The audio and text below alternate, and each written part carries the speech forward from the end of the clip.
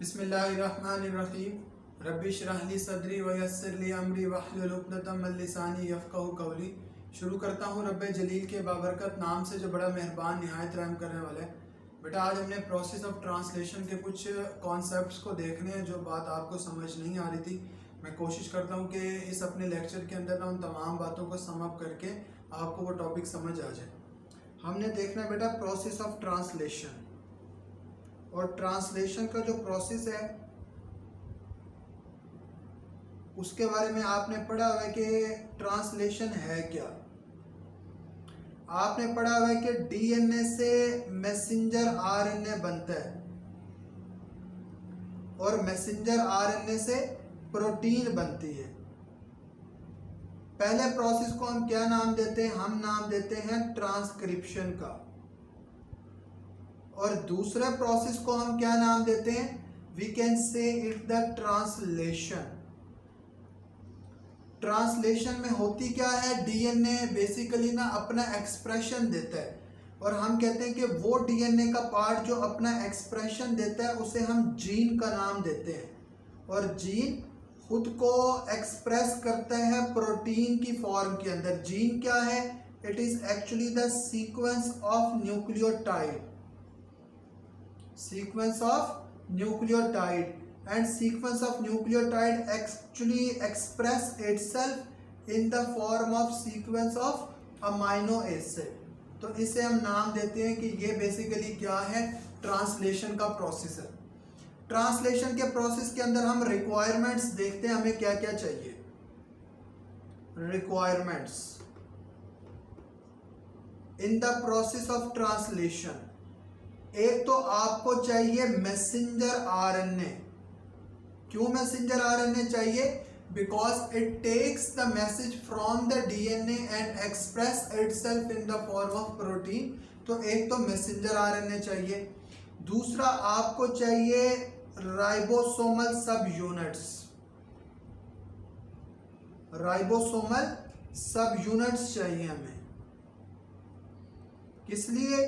क्योंकि यही राइबोसोम्स जो है ना कि प्रोटीन सिंथेसिस के अंदर इन्वॉल्व है।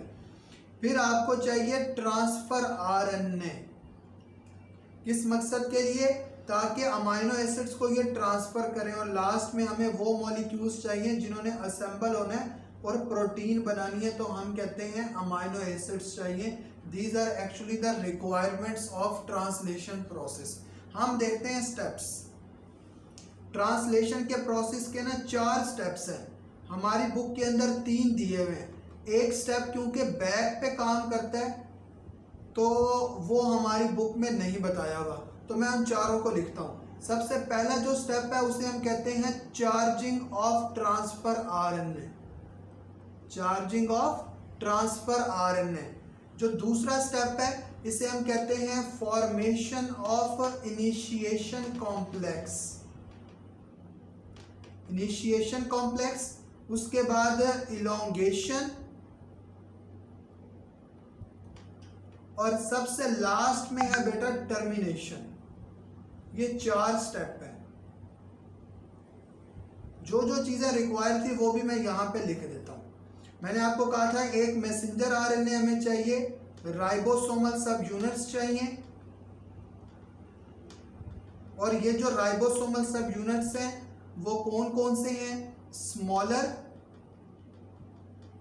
और लार्जर। ठीक है बेटा। साथ ही हमें क्या चाहिए? ट्रांसफर आरएनए चाहिए और अमाइनो एसिड्स चाहिए। इसका मतलब है ये चीजें पूरी होंगी तो हमारे पास ट्रांसलेशन का जो प्रोसेस है वो कंप्लीट हो जाएगा। चार्जिंग ऑफ ट्रांसफर आरएनए हमारी बुक में मेंशन नहीं है, इसको आप छोड़ दीजिए। मैं आपको बताता हूं कि क्या है। हमारी बुक ने इनिशिएशन कॉम्प्लेक्स से शुरू किया। इनिशिएशन कॉम्प्लेक्स के लिए ये तमाम चीजें तो चाहिए, मैसेंजर आरएनए, राइबोसोमल सब unit, transfer RNA, amino acid. लेकिन राइबोसोमल सब यूनिट के अंदर ना इनिशिएशन कॉम्प्लेक्स के अंदर स्मॉलर राइबोसोमल सब यूनिट इन्वॉल्व होता है। कौन सा होता है? स्मॉलर राइबोसोमल सब यूनिट। इलोंगेशन के अंदर बेटा लार्जर राइबोसोमल सब यूनिट इन्वॉल्व होता है। लार्जर राइबोसोमल सब यूनिट। टर्मिनेशन में इनमें से कोई राइबोसोमल सब यूनिट यानी कि दोनों ही मौजूद होते हैं। अब हम बात करते हैं बेसिकली, क्योंकि ट्रांसलेशन का प्रोसेस चाहे हो प्रोकैरियोटिक सेल चाहे हो यूकैरियोटिक सेल, किधर होता है? साइटोप्लाज्म के अंदर होता है। इनिशिएशन कॉम्प्लेक्स में साइटोप्लाज्म भी कोई रोल प्ले करेगा, और साइटोप्लाज्म क्या करता है? साइटोप्लाज्म भेजता है initiation factor,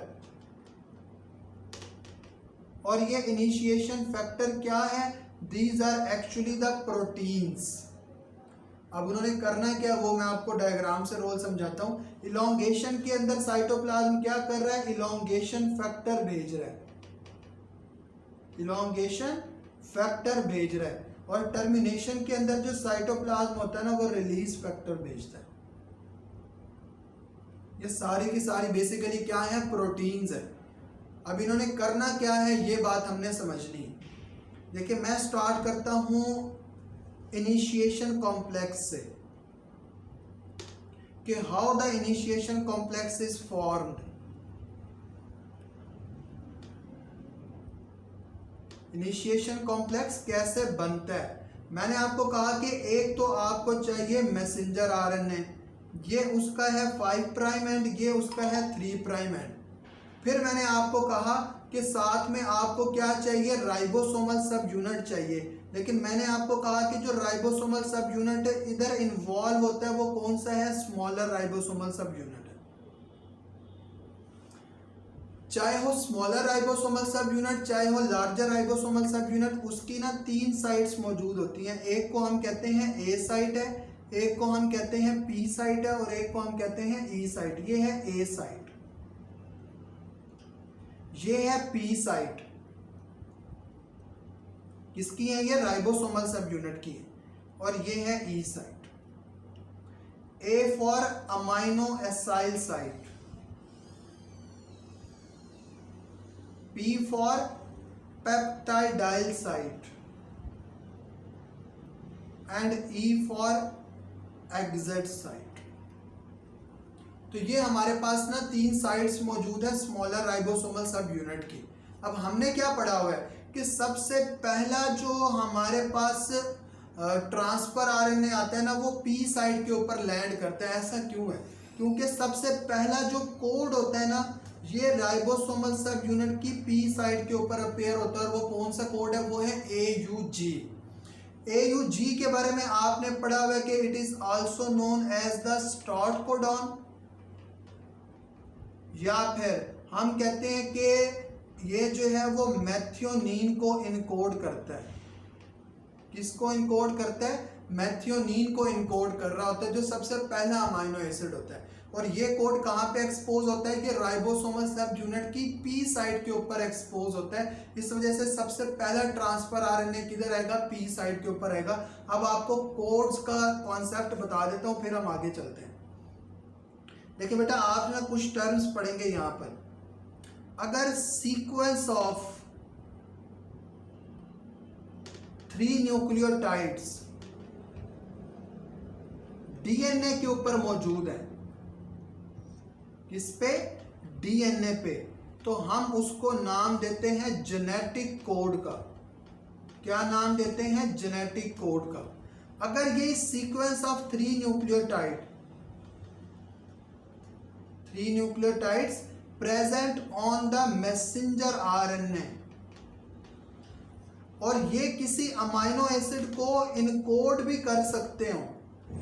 sequence of 3 nucleotides present on the messenger RNA which can encode a amino acid, तो हम कहेंगे कि ये हमारे पास क्या है? These are known as the sense codons. क्या नाम हमने दिया? सेंस कोडॉन्स का नाम दिया। अगर हम कहते हैं कि यही sequence of 3 nucleotide present on the messenger RNA but do not encode any amino acid, do not encode any amino acid, तो उसे हम क्या नाम देते हैं? उसे हम नाम देते हैं स्टॉप कोडॉन, उसे हम नाम देते हैं एंटीसेंस कोडॉन, उसे हम नाम देते हैं नॉनसेंस कोडॉन, या उसे हम नाम देते हैं चेन टर्मिनेटर। एक ही चीज के चार नाम हैं। क्या हमने कहा कि sequence of 3 nucleotide which is present on the messenger RNA but do not encode any amino acid, it is known as the antisense, stop codon, nonsense and chain terminator. Why it is called as the chain terminator वो आपको last step के अंदर समझ आएगा translation के।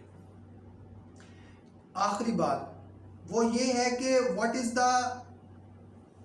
हमारे पास ना जो ट्रांसफर आरएनए पे सीक्वेंस ऑफ 3 न्यूक्लियोटाइड होता है ना, उसे हम क्या नाम देते हैं? ठीक है बेटा, तो हम कहते हैं कि एंटीकोडॉन क्या होता है? सीक्वेंस ऑफ 3 न्यूक्लियोटाइड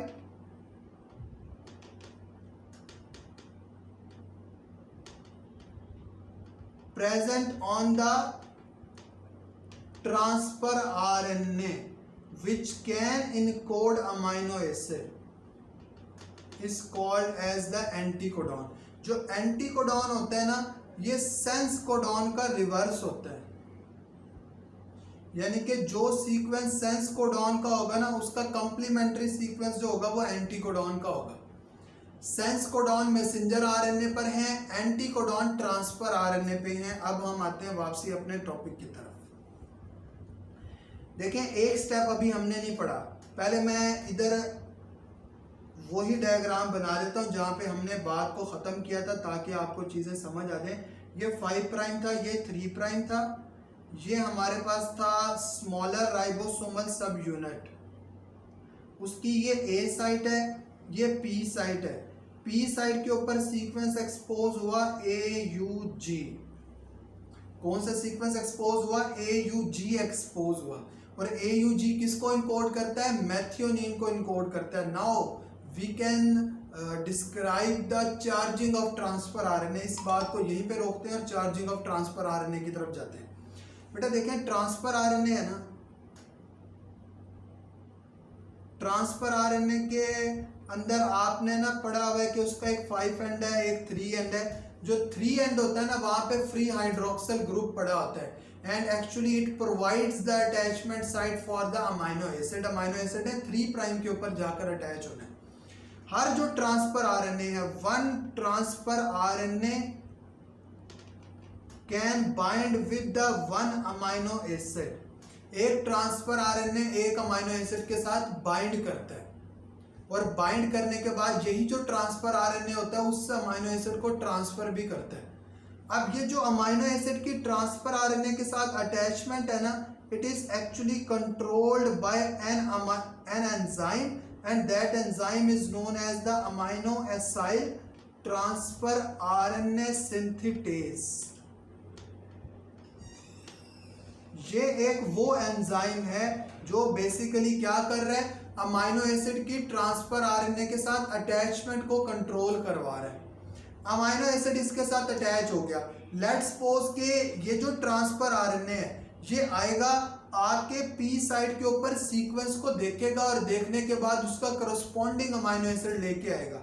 तो जो ट्रांसफर आरएनए इधर आएगा, उसके पास सीक्वेंस क्या होना चाहिए? इसका कंप्लीमेंट्री। इधर अगर ए है तो इधर क्या होना चाहिए? यू। इधर अगर यू है तो इधर क्या होना चाहिए? ए। इधर अगर जी है तो इधर क्या होना चाहिए? सी। इसका मतलब है कि मेथियोनिन को इनकोड करने के लिए ट्रांसफर आरएनए के पास जो एंटीकोडॉन होगा वो UAC होगा, और मैसेंजर आरएनए के पास जो सेंस कोडॉन होगा वो AUG होगा। ये जो ट्रांसफर आरएनए है, ये मेथियोनिन अमाइनो एसिड को अपने साथ बाइंड कर लेगा। ये अमाइनो एसिड इसके साथ बाइंड कर गया, इस बाइंडिंग को कंट्रोल करवाया इस एंजाइम ने, कैटालाइज करवाया इस एंजाइम ने। अब इस ट्रांसफर आरएनए ने इस अमाइनो एसिड को इधर लेके आना है। ठीक है बेटा, अब देखें, जो पहला अमाइनो एसिड होता है ना, in case of the prokaryotes, उसके साथ ना कार्बोनाइल ग्रुप लगा हुआ होता है, CHO, मॉडिफाइड फॉर्म के अंदर होता है। कौन सा ग्रुप है? Carbonyl group, CHO। और जैसे ही हम इसके साथ कार्बोनाइल ग्रुप लगाते हैं ना, तो यही जो अमाइनो एसिड होता है ना, इसे हम कहते हैं it is actually the N formyl methionine. वही मैथियोनीन जो है वो मॉडिफाइड हो गई अब, और उसे हम नाम दे रहे हैं एन फॉर्माइल मैथियोनीन का। आगे बेटा बात समझ। अब देखिए ये जो ट्रांसफर आरएनए है ये इधर आएगा अमाइनो एसिड को लेके, और इधर उसके पास जो सीक्वेंस मौजूद है ना, उस सीक्वेंस को हम कह रहे हैं कि वो सीक्वेंस कौन सा है, यूएसी सीक्वेंस मौजूद है। अब इसने क्या करना है, इसके साथ बॉन्डिंग बना लेनी है। जी के साथ ट्रिपल बॉन्ड है, सी के साथ ए, यू के साथ डबल बॉन्ड, यू ए के साथ डबल बॉन्ड, और ये जो ट्रांसफर आरएनए है ये यहाँ पे लैंड कर गया। एक बात रह गई है, और वो क्या बात थी, मैंने आपको कहा था कि जो हमारे पास ट्रांसफर आरएनए होता है ना, in case of the formation of initiation complex, यहाँ पे ना इनिशिएशन फैक्टर भी होता है। ये एक इनिशिएशन फैक्टर है। इस इनिशिएशन फैक्टर का काम क्या होता है, इनिशिएशन कॉम्प्लेक्स के अंदर इनिशिएशन फैक्टर इन्वॉल्व है, और इस इनिशिएशन फैक्टर का काम होता है control the landing of transfer RNA on P site. ये जो ट्रांसफर आरएनए पी साइट के ऊपर लैंड कर रहा है ना, इसकी एग्जैक्ट लैंडिंग को कंट्रोल किसने करवाना है, ये कंट्रोल करवाना है इस इनिशिएशन फैक्टर ने। आ गई होगी आपको बात समझ के ये इनिशिएशन फैक्टर कर क्या रहा है एक्चुअली। अब देखिए ये जो हमारे पास एक स्ट्रक्चर बन जाता है ना, इस सारे स्ट्रक्चर को हम नाम देते हैं कि ये एक इनिशिएशन कॉम्प्लेक्स बन गए। क्यों? क्योंकि हमने कहा था कि ट्रांसलेशन के प्रोसेस के लिए हमें क्या चाहिए, मैसेंजर आरएनए मौजूद है यहाँ पे। हमने कहा था राइबोसोमल सब यूनिट चाहिए, लेकिन इनिशिएशन में स्मॉलर राइबोसोमल सब यूनिट होता है, मौजूद है यहाँ पे। फिर हमने कहा ट्रांसफर आरएनए चाहिए, मौजूद है यहाँ पे। हमने कहा transfer RNA along with amino acid चाहिए, अमाइनो एसिड भी आ गया, मैथियोनीन है। फिर हमने कहा इनिशिएशन फैक्टर भी चाहिए इनिशिएशन कॉम्प्लेक्स में, वो भी आ गया। तो ये जो कंप्लीट एक स्ट्रक्चर बन गया ना, इसको हम नाम देते हैं कि ये बेसिकली क्या है, ये एक इनिशिएशन कॉम्प्लेक्स है। इनिशिएशन कॉम्प्लेक्स के बाद होती है इलोंगेशन। इलोंगेशन को हम देखते हैं। वेरी नेक्स्ट स्टेप के अंदर बेटा क्या है, इलोंगेशन। अब ऐसा नहीं होता कि ये स्ट्रक्चर डिसोसिएट हो जाए और इलोंगेशन कोई नए सिरे से शुरू हो रही है, यहीं से होनी है। पिछली डायग्राम को मैं यहीं पे बनाता हूं। ये है 5 एंड, ये है बेटा 3 एंड। यहां पर था स्मॉलर राइबोसोमल सब यूनिट, ये थी बेटा उसकी पी साइट। ये ए साइट, ये पी साइट, और साथ में ये ई साइट है। 3 साइट्स मौजूद है। आपने पढ़ा कि यहां पर एक ट्रांसफर आरएनए आ चुका है और अलोंग विद अमाइनो एसिड आ चुका है, और साथ ही हमने पढ़ा कि यहाँ पे बेसिकली क्या है, इनिशिएशन फैक्टर भी है। यहाँ पे हमने बात खत्म की थी। अब जब इलोंगेशन होगी तब क्या होगा, इलोंगेशन के अंदर बेटा एक बात याद रखिएगा, जो फैक्टर इन्वॉल्व होता है वो कौन सा होता है, इलोंगेशन फैक्टर। और एक और बात भी मैंने आपको बताई थी कि यहाँ पे जो राइबोसोमल सब यूनिट इन्वॉल्व है वो कौन सा है, लार्जर है। यानी कि स्मॉलर तो मौजूद है, साथ में लार्जर भी यहाँ पे आएगा। जिस तरह से स्मॉलर की साइट्स होती है ना, वैसे लार्जर की भी बिल्कुल सिमिलरली साइट्स हैं। ये ए साइट है, ये पी साइट है, और ये ई साइट है। ये इसका 5 प्राइम एंड है, ये इसका 3 प्राइम एंड है। अब देखिए अगली बात, आपने पढ़ा था यहाँ पे एक ट्रांसफर आरएनए आ चुका है अमाइनो एसिड के साथ, ये है। अब ए साइड के ऊपर क्या हुआ, एक सीक्वेंस एक्सपोज हुआ है। सीक्वेंस लेट्स सपोज मैं कहता हूं यहाँ पे जो एक्सपोज हुआ है वो AGA है। यहाँ पे AGA एक्सपोज हुआ, और आपने पढ़ा हुआ है कि AGA और AGG किसको इनकोड करते हैं, आर्जिनिन को इनकोड करते हैं। यहाँ पे AGA है, इसका मतलब है जो ट्रांसफर आरएनए इधर आके लैंड करेगा उसके पास क्या सीक्वेंस होना चाहिए, ए के साथ क्या बाइंड करता है, U, इसका मतलब है U होना चाहिए। G के साथ क्या बाइंड करता है, C, A के साथ क्या बाइंड करता है, U। इसका मतलब है जो ट्रांसफर आरएनए इधर आके लैंड करेगा उसके पास जो एंटीकोडॉन सीक्वेंस होगा वो UCU होगा। क्या होगा? UCU होगा। ये आया इधर, इसने आके लैंड किया और लैंड करने के बाद देखें इसके पास सीक्वेंस क्या है? UCU, anticodon sequence. इसके बाद जो अमाइनो एसिड है वो कौन से है? आर्जिनिन अमाइनो एसिड है। अब देखें पहला तो P पे लैंड किया, उसके बाद क्या होगा? जितने भी बाकी ट्रांसफर आरएनए आएंगे ना, इस वजह से हमारी बुक की लाइन है कि successive amino acid land on the A side, वो सारे के सारे किधर आएंगे? A साइड के ऊपर आएंगे। तो ये A साइड के ऊपर जो है अगला ट्रांसफर आरएनए आ गया। लेकिन आपने एक और बात भी पढ़ी है कि इलॉन्गेशन के अंदर कौन सा फैक्टर इन्वॉल्व होता है? इलॉन्गेशन फैक्टर इन्वॉल्व होता है। इसका मतलब है यहाँ पे इलॉन्गेशन फैक्टर आएगा। ये इलॉन्गेशन फैक्टर करेगा क्या? That particular elongation factor is involve in the exact landing of transfer RNA on the A site. ये A साइट के ऊपर ट्रांसफर आरएनए को लैंड करवाएगा। अब देखें इनिशिएशन और इलॉन्गेशन फैक्टर का फर्क आपको बड़ा वाज़ेह पता चल गया। इनिशिएशन फैक्टर ने क्या करना था? Landing of the transfer RNA on the P side करवानी थी। इलॉन्गेशन फैक्टर क्या कर रहा है? Landing of the transfer RNA on the A side करवा रहा है। अब यहाँ पर हमारे पास ना दो अमाइनो एसिड एक दूसरे के सामने है, एक मेथियोनीन है और दूसरा कौन सा है? आर्जिनिन है। ठीक है बेटा, अब होनी है ट्रांसलोकेशन। ये ट्रांसलोकेशन वाली बात समझने वाली है, बाकी सारा का सारा टॉपिक आसान है। तो ये जो डायग्राम बनी है ना, इसी डायग्राम को मैं आगे बना के आपको ट्रांसलोकेशन दिखाता हूँ ताकि आपको सब कुछ समझ आ जाए कि वो बेसिकली कैसे रहा है और A, P और E की शफलिंग कैसे हो रही होती है साइड्स की। तो देखिए नेक्स्ट स्लाइड पे,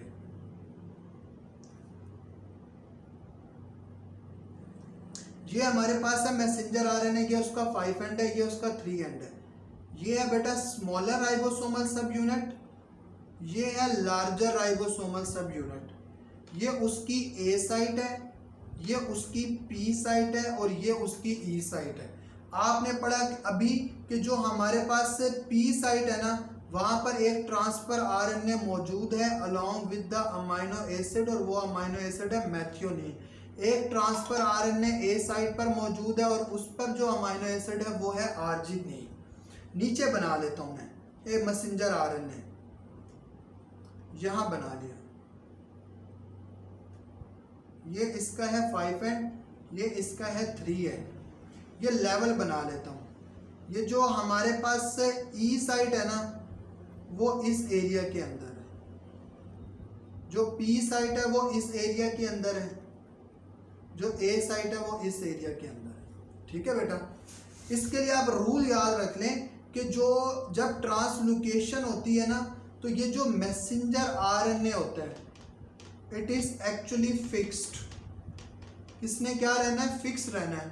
ट्रांसलोकेशन होती किसकी है? राइबोसोमल सब यूनिट्स की।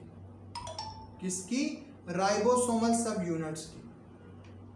और ये जो ट्रांसलोकेशन होती है ना एट अ टाइम, वो 3 राइबोसोमल सब यूनिट जो है वो आगे, राइबोसोमल सब यूनिट 3 न्यूक्लियोटाइड आगे मूव कर रहा होता है।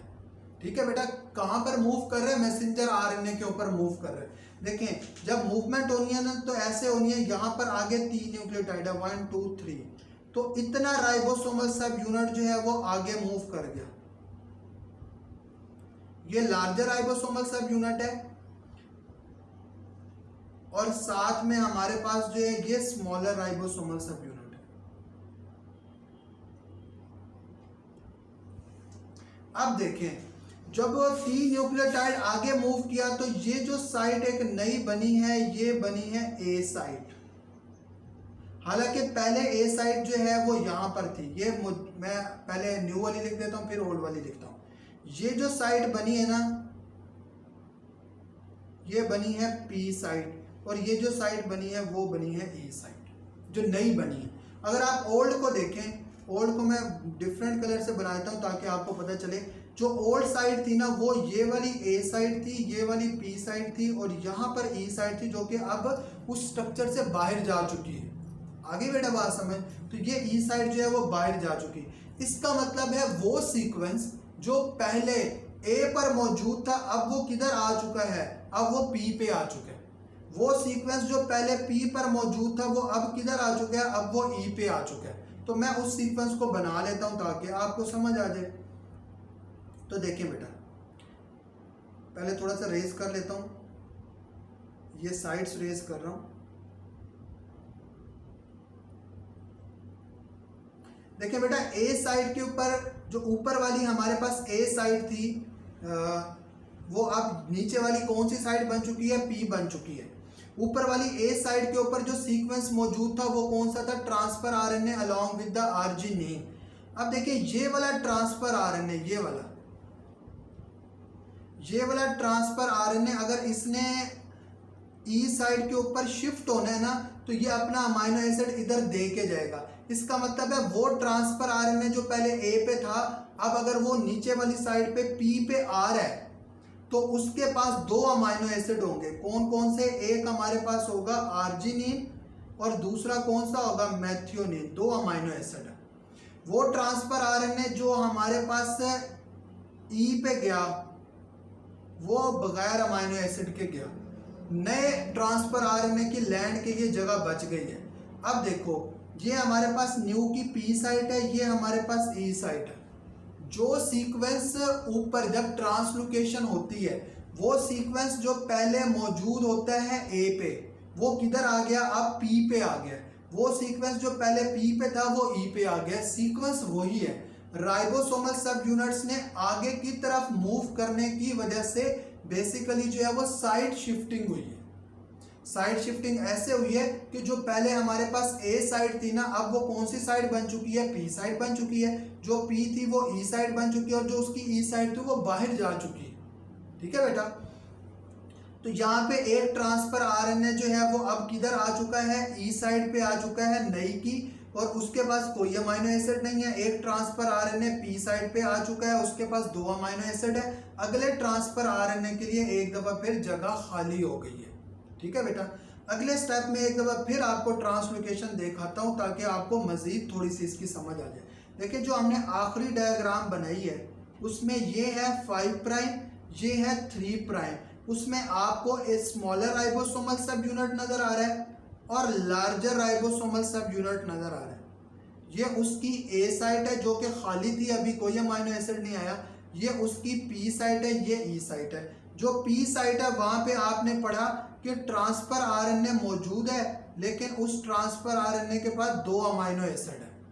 ठीक है, एक ट्रांसफर आरएनए ई साइड पे है लेकिन उसके पास कोई अमाइनो एसिड नहीं है, वो अपना अमाइनो एसिड ट्रांसफर कर चुका है। मैंने आपको स्टार्ट में एक बात बताई थी कि a single transfer RNA can bind with a single amino acid, लेकिन ये जो ट्रांसफर आरएनए इस पे तो दो अमाइनो एसिड है। तो इस हवाले से आपने याद रखना है कि ये जो दोनों अमाइनो एसिड है इनका आपस में पेप्टाइड बॉन्ड के थ्रू लिंकेज हुआ हुआ है। ऐसा नहीं है कि ये जो ट्रांसफर आरएनए है ये दोनों अमाइनो एसिड इसके साथ जुड़े हुए हैं। तो हम कहते हैं बेसिकली इन अमाइनो एसिड्स का आपस में पेप्टाइड बॉन्ड के साथ लिंकेज है। एक ट्रांसफर आरएनए सिर्फ एक अमाइनो एसिड के साथ ही बाइंड कर सकता है। ठीक है, वो उन दोनों अमाइनो एसिड का आपस में लिंकेज हो गया पेप्टाइड बॉन्ड का। अब देखिए ये ए साइड खाली है, इस ए साइड के ऊपर एक अमाइनो एसिड आएगा। मैं यहाँ पे लिख देता हूँ कि यहाँ पे जो सीक्वेंस एक्सपोज हुआ वो AUA है। AUA इनकोड करता है आइसोल्यूसिन को। किसको? आइसोल्यूसिन को इनकोड करता है। आगे बेटा बात समझ। इसका मतलब है वो ट्रांसफर आरएनए जो इधर आएगा उसके पास कौन सा सीक्वेंस होगा, ए के साथ क्या बाइंड करता है, यू के साथ क्या बाइंड करता है, ए के साथ क्या बाइंड करता है, यू। तो UAU सीक्वेंस मौजूद होगा और वो ट्रांसफर आरएनए इधर आके लैंड करेगा और उसके पास अमाइनो एसिड कौन सा होगा, आइसोल्यूसिन होगा। यहीं से आपको ट्रांसलोकेशन आगे बताता हूं, लेकिन उसके लिए हम पहले लेवल बना लेते हैं, निचले के साथ लेबल कर लेंगे ताकि आपको अंदाजा हो जाए। ये है 5 है, ये है बेटा 3 है। देखें जो हमारे पास ट्रांसलोकेशन से पहले की जो साइट्स बन रही है ना, ये वाली ई साइट बन रही है, ये वाली पी साइट बन रही है और ये वाली ए साइट बन रही है। साइट्स लिख देता हूं, ये ए, ये पी, ये ई साइट। 3 न्यूक्लियोटाइड मौजूद है आगे, 1 2 3। तो 3 न्यूक्लियोटाइड जो है वो हमारा राइबोसोमल सब यूनिट आगे जा चुके हैं। अब देखें क्या होगा, वाइट से बनाता हूं नया राइबोसोमल सब यूनिट ताकि आपको समझ आए।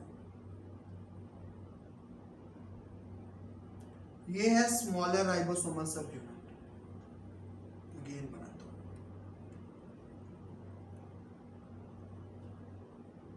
ये बेटा क्या है, स्मॉलर राइबोसोमल सब यूनिट है।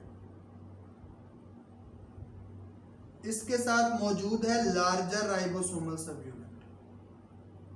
क्या मौजूद है, लार्जर राइबोसोमल सब यूनिट। अब जो नई साइट आई है ना वो आप देखें, ये ए साइट है, ये पी साइट है, ये ई साइट है। यानी कि जैसे ही राइबोसोमल सब यूनिट्स आगे मूव करते हैं, तो अगर आप पुरानी की देखें, जो ए साइड थी वो क्या बन गई है, पी साइड। जो पी साइड थी वो ई साइड, जो उसकी ई साइड थी वो बाहर चली गई, क्योंकि आगे एक नई साइड ने आना है, 3 न्यूक्लियोटाइड ने आना है, तो वो कहाँ पे एक्सपोज हो गए, ए साइड के ऊपर एक्सपोज हो गए। इसका मतलब ये हुआ कि ये जो हमारे पास पी साइड के ऊपर ट्रांसफर आरएनए था, ये अब किधर आ जाएगा, ई पे। ई वाला ट्रांसफर आरएनए बाहर निकल जाएगा, लेकिन ये जो पी वाला ट्रांसफर आरएनए है ना, ये ई पे जाने से पहले अपने 2 अमाइनो एसिड ना उसको देगा जो ए पर मौजूद है, और ए वाला पी पे आ जाएगा। ठीक है बेटा। अब इसका मतलब है जो ट्रांसफर आरएनए पी पे आया उसके पास कितने अमाइनो एसिड होने चाहिए, 1, 2 एंड 3, 3 अमाइनो एसिड। वो ट्रांसफर आरएनए जो ई पे आया उसके पास कितने होने चाहिए, कुछ भी नहीं, बाबा जी का ठुल्लू है। वो एक ट्रांसफर आरएनए के लिए अब जगह एक नई बन गई है जहां पे नया ट्रांसफर आरएनए आ सकता है, और वो है ए साइट। तो इस तरह से ये सारा प्रोसेस चलता रहता है अनटिल अनलेस के हमारी बुक में दिखाया हुआ है कि एक पॉलीपेप्टाइड चेन बन जाती है इस तरीके से, पॉलीपेप्टाइड चेन बन जाती है इस तरीके से। और ये सारा प्रोसेस चलता रहेगा, कब तक चलता रहेगा, जब तक कोई स्टॉप को डाउन नहीं आता। अगली डायग्राम में मैं आपको टर्मिनेशन दिखाता हूं और साथ में दिखाता हूं कि स्टॉप को डाउन जो है वो कैसे आ रहा है। लास्ट स्टेप क्या है बेटा, टर्मिनेशन क्या है। डायग्राम वही वाली बना देता हूं। ये है बेटा 5 एंड, ये है 3 एंड। यहां पर आपने पढ़ा हुआ है कि मैसेंजर आरएनए मौजूद है और राइबोसोमल सब यूनिट्स भी हैं। ये है बेटा स्मॉलर राइबोसोमल सब यूनिट, ये है लार्जर राइबोसोमल सब यूनिट। ये उसकी ए साइट है, ये उसकी पी साइट है, और ये उसकी ई साइट है। ठीक है बेटा। जो पी साइट है ना वहां पे पॉलीपेप्टाइड चेन अब बन चुकी है, ये ट्रांसफर आरएनए है, और यहाँ पे पॉलीपेप्टाइड चेन क्या हुआ, कंस्ट्रक्ट हो चुकी, जो हमें चाहिए थी। यानी कि मैसेंजर आरएनए के ऊपर जो सीक्वेंस था वो रीड हो चुका, और वो जो हमने पढ़ा 3 न्यूक्लियोटाइड एक अमाइनो एसिड के साथ इनकोड करते हैं, तो वो हमारे पास अमाइनो एसिड यहाँ पे पाइल अप हो चुके, आपस में जुड़ चुके, पॉलीपेप्टाइड चेन बन गई। जो हमारे पास मैसेंजर आरएनए ना वहां पर सीक्वेंस एक्सपोज हो गया UAG। हमने नहीं डाला ना, साइटोप्लाज्म में भेजा, मैसेंजर आरएनए पर ऑलरेडी मौजूद होता है। हर पॉलीपेप्टाइड की सिंथेसिस की हमेशा टर्मिनेशन होनी होती है, तो वो सीक्वेंस ऑलरेडी मौजूद होता है। तो आपने पढ़ा 3 जो है वो स्टॉप को डाउन है, UAA, UAG और UGA, ये तीनों स्टॉप को डाउन है। इन तीनों में से कोई एक इधर अपेयर होगा, तो मैंने कहा UAG अपेयर हो गया। ट्रांसफर आरएनए आएगा, ट्रांसफर आरएनए देखेगा सीक्वेंस यहाँ पर UAG है, उसको मुंह की खानी पड़ेगी। क्यों? क्योंकि UAG किसी अमाइनो एसिड को इनकोड नहीं कर सकता। इसका मतलब है ट्रांसफर आरएनए वापसी चला जाएगा। ट्रांसफर आरएनए जब वापसी जाएगा तो साइटोप्लाज्म अपना रोल प्ले करेगा, और साइटोप्लाज्म क्या करेगा, साइटोप्लाज्म यहाँ पर भेजेगा रिलीज फैक्टर, क्योंकि टर्मिनेशन में कौन सा फैक्टर आना था, रिलीज फैक्टर आना था। और ये रिलीज फैक्टर क्या करेगा, सारे के सारे स्ट्रक्चर को डिसोसिएट कर देगा। स्मॉलर राइबोसोमल सब यूनिट अलग हो जाएगा, लार्जर अलग हो जाएगा, मैसेंजर आरएनए अलग हो जाएगा, पॉलीपेप्टाइड चेन जो है वो अलग हो जाएगी।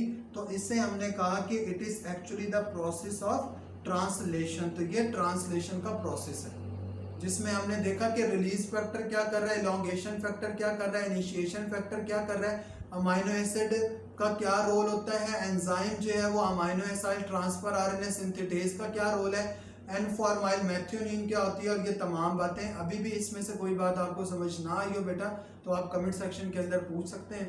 अपना ख्याल रखें बेटा, अल्लाह हाफिज़।